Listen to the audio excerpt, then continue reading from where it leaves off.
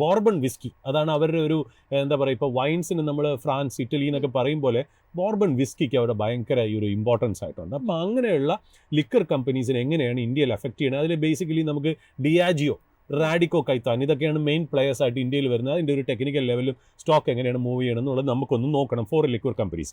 ആനന്ദിലേക്ക് തിരിച്ചു വരികയാണെന്നുണ്ടെങ്കിൽ ആനന്ദ്, യുണൈറ്റഡ് സ്പിരിറ്റ്സിലുള്ള ആനന്ദിന്റെ ഒരു ടേക്ക് എന്താണ് ടെക്നിക്കൽ സൈഡിൽ പറയുകയാണെങ്കിൽ? അല്ല, യുണൈറ്റഡ് സ്പിരിറ്റ്സ് നോക്കുകയാണെങ്കിൽ നിലവിൽ ഏകദേശം ഒരു ഓൾ ടൈം ഹൈ ലെവലിൽ നിന്ന് ഐ തിങ്ക് അറൌണ്ട് 16.5% ഒരു ഡൗൺ സൈഡിലാണ് നിലവിൽ യുണൈറ്റഡ് സ്പിരിറ്റ്സ് ട്രേഡ് നടന്നുകൊണ്ടിരിക്കുന്നത്.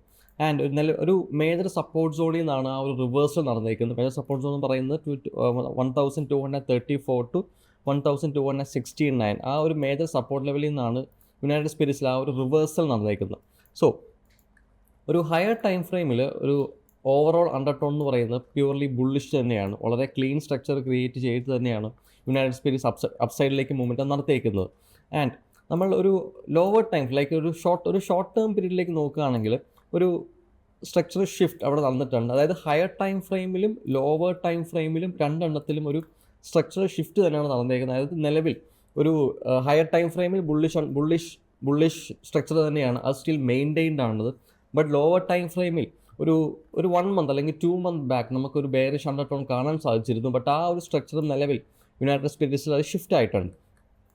ആൻഡ് നിലവിൽ നോക്കുകയാണെങ്കിൽ ഒരു അത്യാവശ്യം ഒരു വോളറ്റാലിറ്റി എന്ന് പറയാൻ പറ്റില്ല, അത്യാവശ്യം ഒരു വളരെ അഗ്രസീവായിട്ട് അങ്ങോട്ടും ഇങ്ങോട്ടും, അതായത് അഗ്രസീവായിട്ട് ബുള്ളിഷ് സൈഡിലേക്കും അഗ്രസീവായിട്ട് ബെയറിഷ് സൈഡിലേക്കും മൂവ് ചെയ്യുന്നൊരു സ്റ്റോക്കും കൂടിയാണ് യുണൈറ്റഡ് സ്പിരിറ്റ്സ് എന്ന് പറയുന്നത്.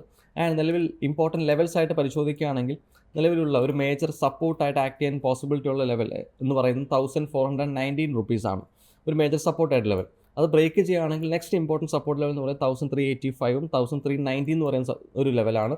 ആൻഡ് അപ്സൈഡിലേക്ക് നോക്കുകയാണെങ്കിൽ ഇമ്പോർട്ടൻറ്റ് റെസിസ്റ്റൻസ് ആയിട്ട് ആക്ട് ചെയ്യാൻ സാധ്യതയുള്ള ലെവൽ എന്ന് പറയുന്നത് 1508 ആൻഡ് ഒരു റേഞ്ചാണ് 508 ആൻഡ് 1497. ആ ഒരു ഏകദേശം നോക്കുകയാണെങ്കിൽ ഒരു 12 rupeesൻ്റെ ആ ഒരു റേഞ്ചാണ് ഒരു അപ്സൈഡിലേക്ക് ഒരു ഇമ്പോർട്ടൻ്റ് ആയിട്ടുള്ള ഒരു റെസിസ്റ്റൻസ് ആയിട്ട് ആക്ട് ചെയ്യാൻ സാധ്യതയുള്ളതല്ല. അതിനോടൊപ്പം തന്നെ റാഡിക്കോ കൈത്താനുള്ള ഒരു ടെക്നിക്കൽ സൈഡ് കൂടി ഷെയർ ചെയ്യാം. അല്ല, റാഡിക്കോ നോക്കുകയാണെങ്കിൽ നിലവിൽ ഒരു ഹയർ ടൈം ഫ്രെയിമിൽ വളരെയധികം ബുള്ളിഷ് സ്ട്രക്ചർ തന്നെയാണ് നമുക്ക് റാഡിക്കോയിലും കാണാൻ സാധിക്കുന്നത്. ആൻഡ് ഒരു ലാസ്റ്റ് 3 weeks ഏകദേശം ഒരു 4 to 5 weeks റാഡിക്കോ ഏകദേശം 32% അപ്സൈഡ് മൂവ്മെൻറ്റ് റാഡിക്കോ തന്നിട്ടുണ്ട് നിലവിൽ. ആൻഡ് നിലവിൽ നോക്കുകയാണെങ്കിൽ ഒരു ഇമ്പോർട്ടൻ്റ് ആയിട്ടുള്ള ഒരു റെസിസ്റ്റൻസ് സോൺ റാഡിക്കോ ബ്രേക്ക് ചെയ്തു. ബട്ട് സ്റ്റിൽ അത് സസ്റ്റെയിൻ ചെയ്യാൻ പറ്റിയിട്ടില്ല റാഡിക്കോയ്ക്ക്. ഒരു നല്ലൊരു ഡ്രാസ്റ്റിക് സെല്ലിംഗ് പ്രശ്നം നോക്കുകയാണെങ്കിൽ ഇന്നലെ നടന്ന ആ ഒരു സെൽ ഓഫ് തന്നെയാണ് ഏകദേശം 4.19% ആ ഒരു സെൽ ഓഫ് കാരണം മാർക്കറ്റ് ഇന്ന് ആ ഒരു റെസിസ്റ്റൻസ് ലെവലിൻ്റെ താഴെയാണ് നിലവിൽ ട്രേഡിംഗ് നടന്നുകൊണ്ടിരിക്കുന്നത്. സോ മാർക്കറ്റ് ആ ഒരു ഇമ്പോർട്ടൻ്റ് ആയുള്ള റെസിസ്റ്റൻസ് ലെവൽ എന്ന് പറയുന്നത് 2380 to 2430 അത്യാവശ്യം ഒരു 20 points റേഞ്ച് ആണ് അത് കാണിക്കുന്നത്. സോ അത് ബ്രേക്ക് ചെയ്യുകയാണെങ്കിൽ നമുക്ക് നല്ലൊരു അപ്സൈഡ് മൂവ്മെൻറ്റ് എക്സ്പെക്ട് ചെയ്യാം.